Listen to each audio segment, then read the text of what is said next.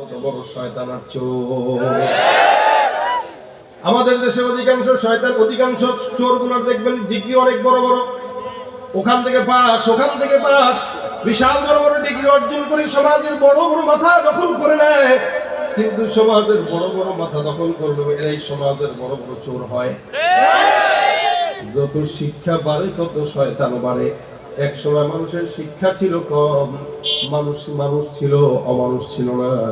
আর বর্তমানে শিক্ষা বেশি, সব অমানুষ আর গরু ছাগলের মতো, ঠিক কিনা? এই জন্য আমার আল্লাহ বলেন এদের হালত হইল লাহুম কুলুবুন লা ইয়াফকাহুনা বিহা ওয়া লাহুম আ'য়ুনুন লা ইউবসিরুনা বিহা ওয়া লাহুম আযানুন লা ইয়াসমাউনা বিহা উলাইকা কাল আনআমি বাল হুম আদাল উলাইকা হুমুল গাফিলুন। এমন দল থাকবে যাদের অন্তর থাকবে তারা বুঝবে না। আল্লাহ পাক বলেন লাহুম কুলুবুন লা ইয়াফকাহুনা বিহা, তাদের কলব আছে তারা বুঝবে না। ওয়া লাহুম আ'য়ুনুন লা ইউবসিরুনা বিহা, চক্ষু আছে দেখে না, দেখে ঠিকই হারামের দিকে দেখে, আল্লাহর কোরআনের দিকে দেখে না। কান আছে শুনে না, শুনে ঠিকই গান শুনে, কান দিয়া খারাপ জিনিস শুনে, বকাবাদ্য শুনে, গালিগালাজ শুনে, কিন্তু আল্লাহর কোরআন শুনে না।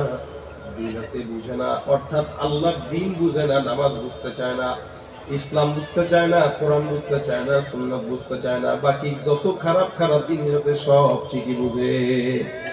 এদেরকে আল্লাহ পাক রব্বুল আলামিন বলেন লাহুম কুলুবুন লা ইয়াফকাহুনা বিহা, এদের অন্তর আছে এরা বুঝে না। ওয়া লাহুম আ'য়ুনুন লা ইউবসিরুনা বিহা, চক্ষু আছে দেখে না। ওয়া লাহুম আযানুন লা ইয়াসমাউনা বিহা, কান আছে শুনে না। উলাইকা কাল আনআম, আল্লাহ পাক এদের পরিচয় দেয়া বলতেছেন এগুলা একটাও মানুষ নয়, এরা হলো হায়াওয়ান, শুয়োরের, জানোয়ারের মতো। কিসের মতো? কিসের মতো? হায়াওয়ান, জানোয়ারের মতো। হায়াওয়ান জানোয়ারের চক্ষু আছে দেখে না, ক্ষেতের মাঝখানে ছেড়ে দিবেন, আইল দিয়া বাদ দিয়া সোজা হাঁটবে আর ক্ষেত নষ্ট করবে। এদের চোখ আছে কিন্তু দেখে না, কানের সামনে হাজার বার যদি একটা কথা বলেন শুনেও শুনে না। আবার অন্তর আছে, বোঝানোর চেষ্টা করে না। যে মানুষগুলোর চোখ থাকতেও দেখে না, কান থাকতেও শুনে না, অন্তর থাকতেও বোঝে না, আল্লাহ পাক বলেন এগুলো সব গরু ছাগলের মতো। বলেন তো নামাজ ফরজ কি মানুষের জন্য না গরু ছাগলের জন্য? আমাদের সবার জন্য নামাজ ফরজ।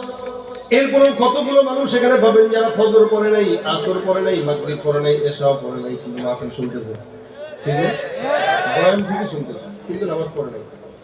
আল্লাহ বলেন নামাজটা ফরজ করলাম ইনসানের উপরে, মানুষের উপরে, অর্থাৎ মুসলমানের উপরে আমি আল্লাহ পাক নামাজ ফরজ করলাম, কিন্তু মানুষ হইছে, মুসলমান হইছে, নামাজ আদায় করে না। আমি আল্লাহ পাক মানুষের উপরে পর্দা ফরজ করলাম কিন্তু পর্দা করে না। আমি আল্লাহ পাক রব্বুল আলামিন দান সদকা দেওয়ার জন্য আদেশ করলাম, দান সদকা করে না।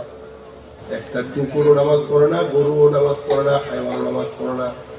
যে ব্যক্তিটা মুসলমান হওয়ার পরে নামাজ পড়ে না, আবার কুকুর হওয়ার কারণে নামাজ পড়ে না, আল্লাহ বলেন এর ভিতরে কুকুরের মধ্যে কোনো পার্থক্য নাই, এগুলা সব গরু ছাগলের মতো। উলাইকা কাল আনআম, এগুলো হায়াওয়ানের মতো, জানোয়ারের মতো। বাল হুম আযাল, বরং তার চাইতেও খারাপ। একটা মানুষ কুকুরের চাইতে খারাপ কেমনে হয়? একটা মানুষ হায়াওয়ানের চাইতে খারাপ কেমনে হয়? একটা মানুষ ইনসান হওয়ার পরেও সমস্ত ওই কি বলে জঙ্গলার পশু প্রাণীর মতো খারাপ কেমনে হয়? তার চাইতেও নিকৃষ্ট কিভাবে হয়? দেখেন তো এই এলাকায় বাজার আছে, বাজারের মধ্যে কোন চান্দাবাজ কুকুর ঘুরে নাকি মানুষ ঘুরে? কি করে? আগেও চান্দাবাজি ছিল। আমাদের বাংলাদেশের জনগণ মিছিল, মিটিং, আন্দোলন করে যারা চাঁদাবাজি করতে এই সমস্ত স্বৈরাচারীদেরকে বিদায় করছে, আলহামদুলিল্লাহ ভালো। আচ্ছা বলেন এখনো আছে কিনা? একটু বেশি। কেন বেশি বললাম আমি? কারণ এখন হালত হয়ে গেছে এরকম, সব ক্ষুধার্তগুলো একসঙ্গে খাওয়ার জন্য লাগছে। সেদিন একজন বলতেছে হুজুর ব্যবসা বা বাইতুল মালের এক দোকানদার, ব্যবসা বরকত হয়েছে। আমাকে আলহামদুলিল্লাহ ভালো, তো তাহলে তো ব্যবসা বরকত হলে তো মাশাআল্লাহ আমাদের খাওয়াইবেন, তো বরকতটা কি শুনবেন না? কি কয় আগে দিতাম 250 টাকা, এখন প্রত্যেকদিন চান্দা দিই 350 টাকা। বরকত হচ্ছে, আগে দিত 250, এখন দেয় 350। এই জন্য আপনারা যে বলেন শান্তি দেশে আসবে, ও ভাই শান্তি অন্য কোন দলে নাই ইসলাম ছাড়া। এটা আপনাকে মানতে হবে। কোরআন সুন্নাহ ছাড়া, শরীয়ত ছাড়া, হুকুমত ছাড়া, খেলাফত ছাড়া শান্তি দেশে আশা করা সম্ভব নয়। এটা লিখা কারণ যে দলকে ক্ষমতার থেকে উঠাবেন, যে দলকে বসাবেন, এগুলো সবই একই পাখির দুই ডানা। কথা বলেন ঠিক কিনা? কেউ দিল না সবাই নিল, আমরা যে কলুর বলদ, সারা বছর নেয় না খবর, নির্বাচনে খুব দরদ। সবাই নিল, আমরা যে কলুর বলদ, সারা বছর নেয় না খবর, নির্বাচনে খুব দরদ।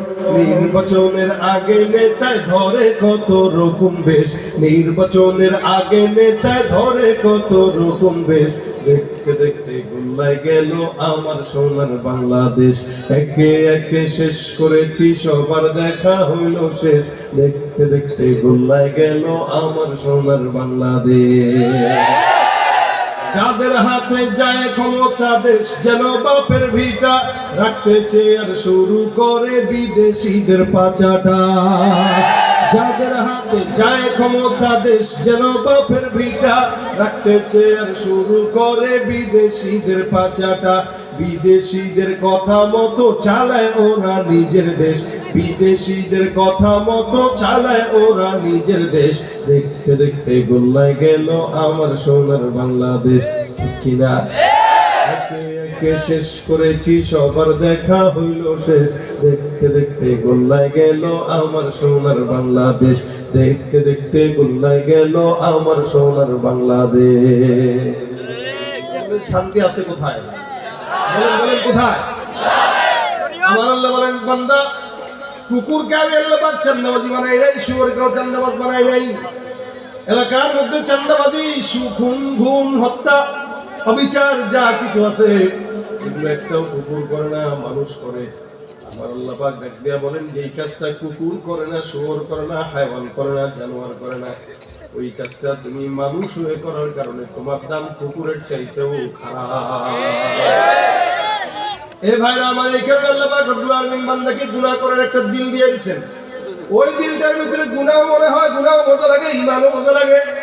এই জন্য ঈমানকে বলা হয় আল ঈমানু বাইনাল খাউফি ওয়ার রাজা। ঈমানটা আশা এবং ভয়ের মাঝে মাঝে একটা জায়গা। আশাও থাকে জান্নাতে যাব, ভয়ও লাগে জাহান্নামে যাব।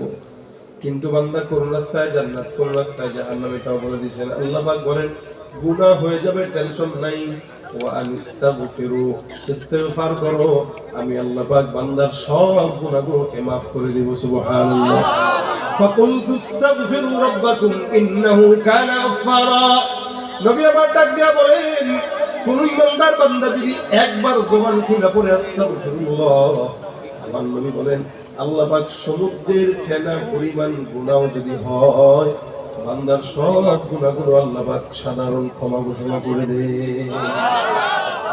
শুধু একবার বলবে আস্তাগফিরুল্লাহ, একবার বলবে আস্তাগফিরুল্লাহ, কিচ্ছু না। এমন আসামি যারা ছিল অন্যায় বিচারের আসামি, এদের হাজার হাজার গুনাহ থাকার পর আল্লাহ পাক রব্বুল আলামিন ক্ষমা করে দিয়েছেন। এমন একজন লোকের নাম হযরত ওয়াহশী রাদিয়াল্লাহু তাআলা আনহু, আল্লাহর নবীর সাহাবী। আল্লাহ পাক রব্বুল আলামিনের পয়গম্বরের অন্যতম সাহাবী, রাসূলের চাচা হামজাকে অত্যাচার করেছে, হত্যা করেছে। ওয়াহশী রাদিয়াল্লাহু তাআলা আনহু একজন লোক, যার ব্যাপারে নবী বলেছেন, খবরদার তাকে যেখানেই পাও সেখানেই হত্যা করে দিবা। এই লোকের সঙ্গে কোনো বলাবলির দরকার নাই। যতগুলো বেঈমানকে আল্লাহর নবী ধরার জন্য আদেশ দিলেন, হত্যা করার জন্য আদেশ দিলেন, এর মধ্যে ওয়াহশীটাও অন্যতম। ওয়াহশী রাদিয়াল্লাহু তাআলা আনহু রাসূলের চাচাকে হত্যা করার পর হঠাৎ করে একদিন কলবের মধ্যে আসলো, আয় হায়, আল্লাহর কাছে ক্ষমা চাওয়া দরকার। যার কারণে ওয়াহশী রাদিয়াল্লাহু তাআলা আনহু রাসূলকে চিঠি লিখলেন, ইয়া রাসূলুল্লাহ, আপনার কাছে আমার অনুরোধ, আমি যদি ইসলাম কবুল করতে চাই, ইসলাম কবুল করতে পারবো কিনা?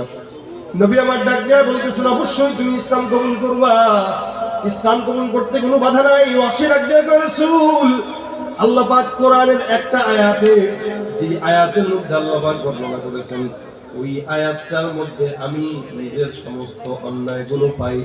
ওই আয়াতের কারণে মুসলমান হওয়ার ইচ্ছা থাকলেও মুসলমান হতে পারি না। রাসূল বলেন, কোন আয়াত?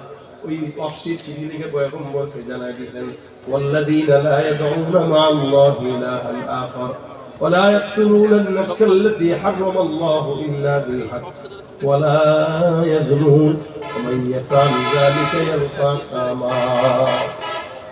ওয়াহশী ডাক দিয়ে আল্লাহ পাক বলছেন, যারা অপরাধী, যারা পাপাচার, এরা অন্যায় এবং হত্যা করে, আল্লাহকে আবার আল্লাহর সঙ্গে অন্য কাউকে শরীক করে, আবার তারা জিনাও করে, এই তিনটা জিনিস আমার মধ্যে আছে। আমি হত্যা করেছি, আল্লাহর সঙ্গে শরীক করেছি, শুধু তাই নয়, জিনাও করেছি। নবী, এই আয়াতটা দেখার পর আমার ইসলাম কবুল করতে ভয় লাগে যদি আল্লাহকে ক্ষমা না করেন। আমার পয়গম্বর ডাক দিয়ে বলে, টেনশনের কারণ নাই, তওবার যেহেতু নিয়ত করলা, যত গুনাহ হোক না কেন আল্লাহ পাক তোমাকে ক্ষমা করার ঘোষণা দিয়ে দিয়েছেন। আল ইসলামু ইয়ানহাদিমু মা কানা ক্বাবলা, ইসলাম এমন একটা জিনিস যেটা কবুল করার মাধ্যমে বান্দার অতীতের সব গুনাহগুলো আল্লাহ মাফ করে দেন। হযরত ওয়াহশী রাদিয়াল্লাহু তাআলা ইসলাম কবুল করবেন, মনে মনে নিয়ত করছেন। আমার আল্লাহ পাক আসমান থেকে নবীকে ওহীর মাধ্যমে জানায় দেয়, ইয়া রাসূল, আমি আল্লাহ পাক রব্বুল আলামিন আয়াত নাযিল করে শুনাইলাম, আপনি আপনার সাহাবীকে শুনায় দেন, আপনার বন্ধুকে শুনায় দেন, যেই লোকটা ইসলাম কবুল করার জন্য চেষ্টা করছে তাকে শুনায় দেন। আল্লাহ নবী ডাক দিয়ে আল্লাহ পাক রব্বুল আলামিন ওয়াহশীকে মুসলমান বানানোর জন্য একটা আয়াত নাযিল করে দিলেন। কি আয়াত? আমার আল্লাহ পাক বলেন, ইল্লা মান তাবা ওয়া আমানা ওয়া আমিলা আমালান সালিহা ফাউলাইকা ইউবাদদিলুল্লাহু সাইয়্যাতিহিম হাসানাত। কোন ইমানদার বান্দা মুসলমান হওয়ার পর যদি নেক কাজ করে, আল্লাহ পাক বান্দার সমস্ত পিছনের গুনাহগুলোকে নেকের দ্বারা পরিবর্তন করে দিবে। এখন ওয়াহশী রাদিয়াল্লাহু তাআলা বলতেছেন, হুজুর, আল্লাহ পাক তো বলছেন ইল্লা, তবে, যে তবে যদি কেউ নেক কাজ করে, তবে যদি ঈমান আনার পরে নেক কাজ করে, আল্লাহ পাক তার সমস্ত গুনাহগুলোকে নেক দ্বারা পরিবর্তন করবে। এখন আমি যদি নেক কাজ করতে না পারি তাহলে আমার কি দশা হবে? আমার আল্লাহ পাক রব্বুল আলামিন আমার জানায় দেন, হে রাসূল, যে ব্যক্তিটা সন্দেহ পোষণ করতেছে তাকে আবার জানায় দেন, ইন্নাল্লাহা লা ইয়াগফিরু আন ইউশরাকা বিহি ওয়া ইয়াগফিরু মা দুনা যালিকা লিমান ইয়াশা। আল্লাহ পাক রব্বুল আলামিন শিরকের গুনাহ ক্ষমা করে না, এর বাইরে যে যতই গুনাহ করুক না কেন আমার আল্লাহ পাক রব্বুল আলামিন বান্দার সব গুনাহগুলোকে আল্লাহ পাক যাকে চায় তাকেই ক্ষমা করে দেয়। এই যে দেখছেন, যাকে চান তাকে ক্ষমা করে।